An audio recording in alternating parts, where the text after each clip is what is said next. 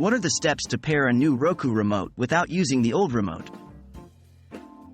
Hello viewers, today we will be discussing an important topic: how to pair a new Roku remote without using the old one. This can be handy when you've lost or broken your old remote or just upgraded to a new one. Check the compatibility.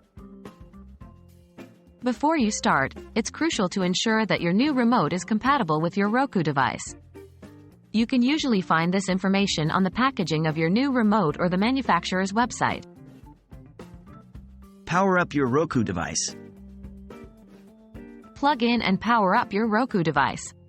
Make sure that your Roku device is properly connected to your TV and it's displaying the home screen. Prepare your new Roku remote. Next, you'll need to insert batteries into your new Roku remote. Most Roku remotes require 2A or AAA batteries, but check the user manual if you're unsure. Initiate the pairing process. With your Roku device powered on and your new remote loaded with batteries, you're ready to initiate the pairing process. Here's how. Look for the pairing button on your new Roku remote. This button is usually located in the battery compartment. Press and hold the pairing button for about 3 seconds, or until you see the pairing light on the remote start to flash. Wait for the pairing to complete.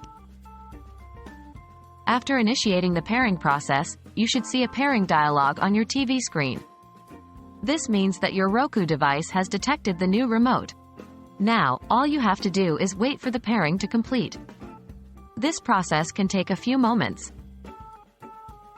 And there you have it. Those are the steps to pair a new Roku remote without using the old one. If you run into any issues, remember to check the user manual of your Roku device or contact Roku's customer service. Enjoy your Roku experience.